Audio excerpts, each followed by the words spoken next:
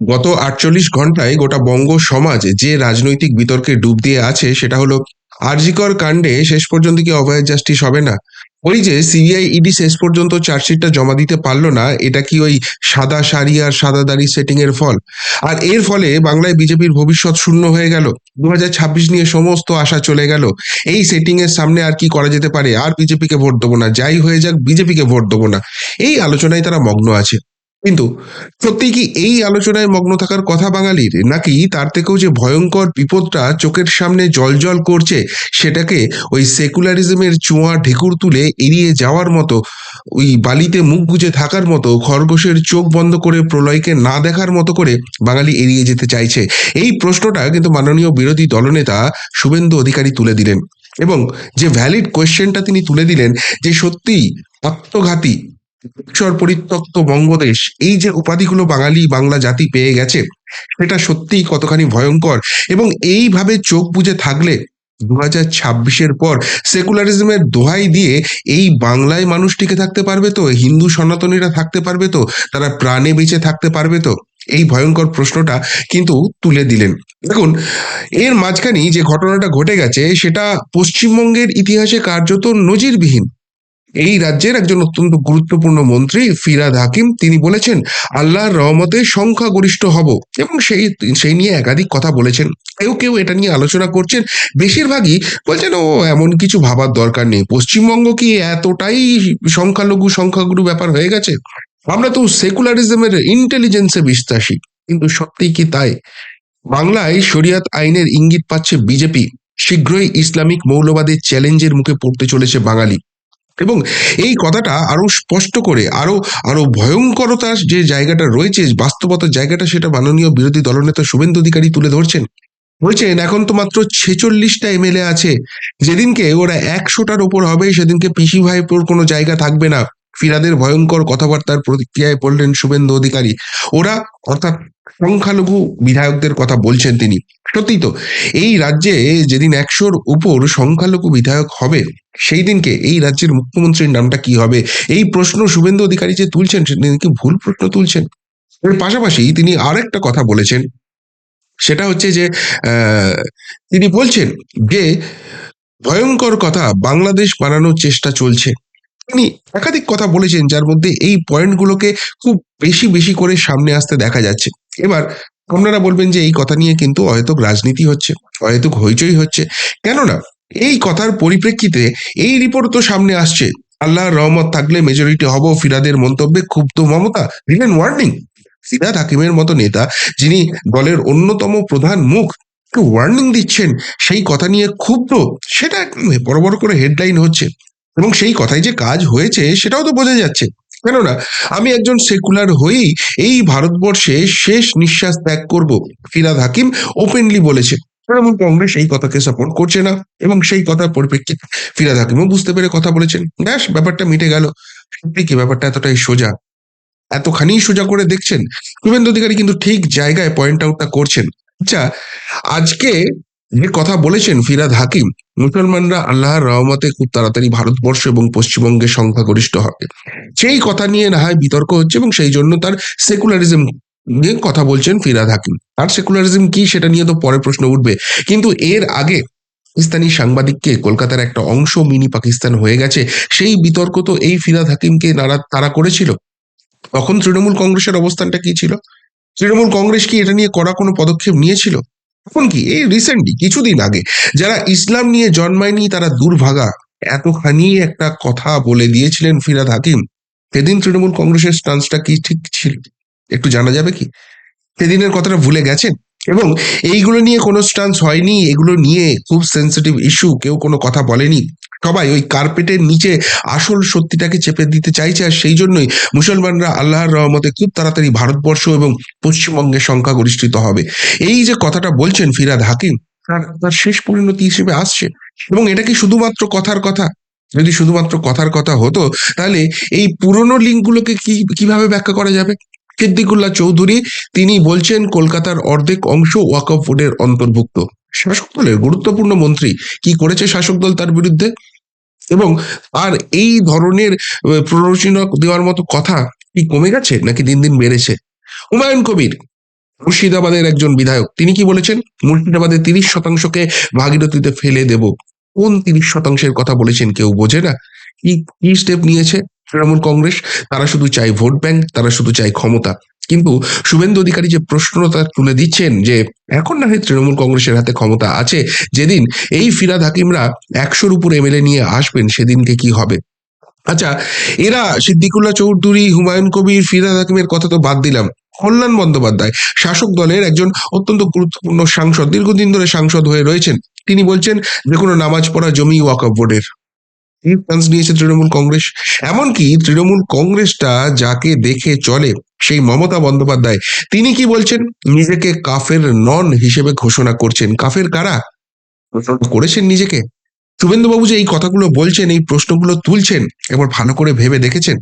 আচ্ছা, এখন না হয় এই কথাগুলো হঠাৎ করে এসেছে, আমি শুনলাম বিতর্ক হচ্ছে, কিন্তু এই যে ইসলামিক স্টেট, এই বিপদ যে ছিল সেটা 2006 সাল থেকে।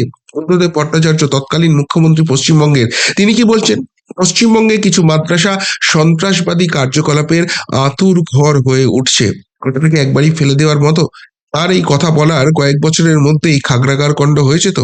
পশ্চিমবঙ্গে একাধিক মাদ্রাসার খবর পাওয়া যাচ্ছে তো, যেখানে ঠিক সঠিক কাজটা হচ্ছে না, সেখানে এনআইএ তদন্ত করতে ঢুকছে তো, বিভিন্ন জিনিস উঠে আসছে তো, বিভিন্ন জন অ্যারেস্ট হচ্ছে তো।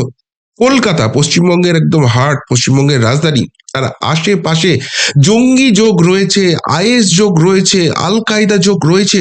রিসেন্ট টাইমে কতজন এরকম গ্রেপ্তার হয়েছে পশ্চিমবঙ্গের মধ্যে? এই ঘটনা ঘটছে, অথচ এনআইএ, কেন্দ্রীয় তদন্তকারী সংস্থা, তারা এসে গ্রেপ্তার করছে, তারা এখানে এসে সার্চ অপারেশন চালাচ্ছে। কিন্তু এই রাজ্যের পুলিশ প্রশাসন, গোয়েন্দা বিভাগ কেউ কিচ্ছু জানতে পারছে না, নাকি সবটাই জানে, সবটাই চেপে আছে। আর মানুষও সব জেনে ঘুমোচ্ছে। তারা ব্যস্ত আরজিকর কাণ্ড, সেটিং থিওরি, এই সমস্ত আলোচনায় বিজেপিকে কেন ভোট দেবো এই প্রশ্ন করতে, কিন্তু তারা একবারও তাদের নিজেদের বাঁচার জায়গাটা ভাবছেন কি? এই যে সবকিছু চোখ বন্ধ করে থাকা, তার সর্বশেষ নমুনা কি?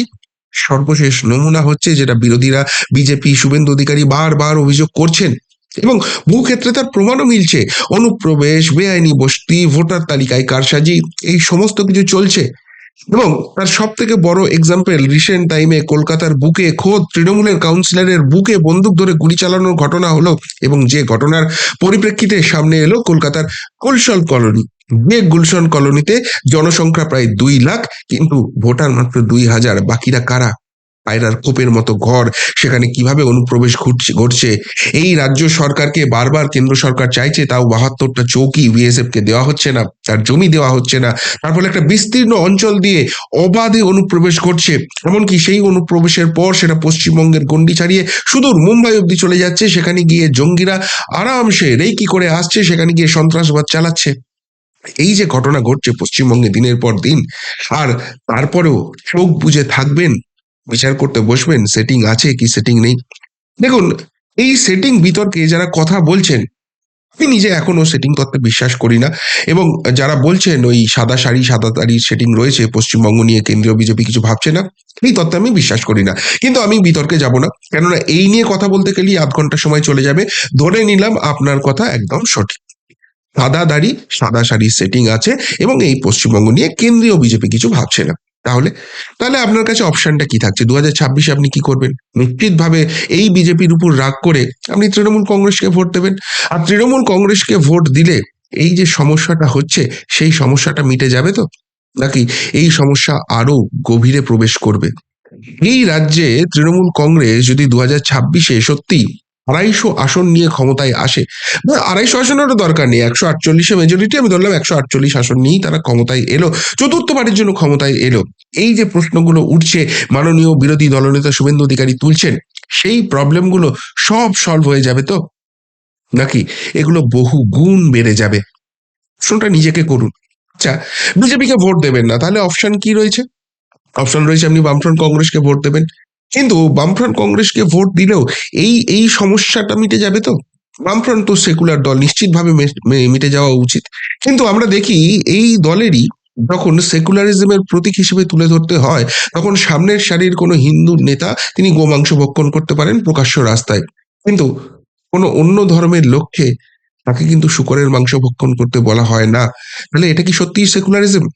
এমনকি রিসেন্ট আজকেই আমি খবর দেখছিলাম, শুধুমাত্র রাজ্য সম্পাদকের পদ নয়, একের পর এক জেলায়, অন্তত ৩টে জেলায় তারপরে এই সংখ্যালঘু মুখকেই সামনে নিয়ে আসা হচ্ছে, ক্ষমতায়ন তাদের হাতে দেওয়া হচ্ছে। প্রশ্নটা উঠছে কেন? এখানে যদি হিন্দু মুসলমানের কোনো ব্যাপার না থাকে, সংখ্যাগুরু সংখ্যালঘুর কোনো ব্যাপার না থাকে, সিদ্দিকুল্লাহ চৌধুরী, হুমায়ুন কবির, ফিরহাদ হাকিম যে বক্তব্যগুলো বলছেন সেগুলোর সত্যিই কোনো বাস্তব ভিত্তি না থাকে, কেননা বাঙালি ইন্টেলিজেন্স, বাঙালি সেকুলারিজম এই সমস্ত তত্ত্বে বিশ্বাস করে, তাহলে কেন এই সংখ্যালঘু মুখেদেরই এইভাবে বারবারন্ত সব জায়গাতে হচ্ছে এবং তারা প্রকাশ্যে এই ধরনের কথা বলছেন? এই ধরনের কোনো কথা যদি আমরা কেউ বলি, পুলিশ আমাদের সঙ্গে ঠিক কি আচরণ করবে? কিন্তু এরা এই কথা বলার পরও না শাসক দল, না পুলিশ, না প্রশাসন এদের বিরুদ্ধে কোনো পদক্ষেপ করতে পারে। তাহলে তৃণমূলকে ভোট দিলে, কংগ্রেস বামফ্রন্টকে ভোট দিলে এই সমস্যার যখন সমাধান হবে না, তখন বিজেপিকে ভোট দেওয়া ছাড়া আর কি সত্যিই কোনো অপশন থাকবে? যে প্রশ্নটা শুভেন্দু অধিকারী তুলছেন। এবার আপনারা বলবেন, ওই তো, যে কেন্দ্রীয় বিজেপি তো চায় না, তাহলে আমরা ভোটটা দিয়ে করবোটা কি? আচ্ছা, কেন্দ্রীয় বিজেপি চায় না, কিন্তু যদি এখানকার মানুষ কনসলিডেটেড হয়, তারা যদি সত্যিই ভোটটা দেয়, যেভাবে নন্দীগ্রামে ভোট হয়েছে, যেভাবে পূর্ব মেদিনীপুরে ভোট হয়েছে, এবং ১৪৮টার বেশি আসন বিজেপিকে দেয়, তখন কি কেন্দ্রীয় নেতৃত্ব এসে বলবে না না আমাদের সঙ্গে ওদের সেটিং আছে, আমরা ক্ষমতায় বসবো না, আমরা ওদেরকেই ক্ষমতায় রেখে দেবো? এই কথা কি কখনোই তারা এসে বলবেন? সেটা কি সম্ভব? আপনারা নিজেরা এই সেটিং তত্ত্ব নিয়ে বড় বেশি বিশ্বাস করছেন, সেটা নিয়ে চুলচেরা আলোচনা করছেন, কিন্তু যে বিপদটা চোখের সামনে জল জল করছে, যে বিপদটা সত্যি বাংলাদেশ চোখে আঙুল দিয়ে দেখিয়ে দিয়েছে বলে মাননীয় বিরোধী দলনেতা শুভেন্দু অধিকারী দাবি করছেন, সেই বিপদটা কি পশ্চিমবঙ্গের জন্য ঘনিয়ে আসছে না? এই প্রশ্নটা তিনি তুলে দিচ্ছেন, সেটা কি নেহাতি অমূলক? আজকে বাংলাদেশে হিন্দু সনাতনীরা সংখ্যালঘু হয়ে পড়েছেন। তারা কিসের জন্য আন্দোলন করছেন? কিসের জন্য তারা রাস্তায় নামছেন? বেঁচে থাকার লড়াইয়ের জন্য। তারা এসে বলছেন, ভারতবর্ষ একটু আমাদের আশ্রয় দাও। কেন বলতে বাধ্য হচ্ছেন? তারা তো মিলেমিশে থাকতে পারতেন, পারছেন না কেন? তাহলে ২০২৬-এর পর এই প্রশ্ন, এই জ্বালাপোড়েন, এইসব নিয়ে কি বাঙালিকে থাকতে হবে? সত্যিই কি এই রাজ্য ছেড়ে চলে যেতে হবে?